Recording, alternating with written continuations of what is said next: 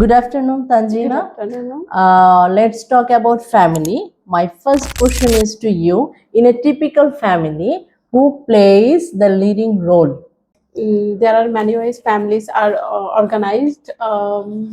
Families are organized generally. The parents play the leading role in a family, especially the father in a many traditional families. Sometimes in some families, the father makes most important decision. However, mother also play an important role, particularly in managing the home and caring children. Very good. My second question is to you. In your country, what kinds of family members usually live together?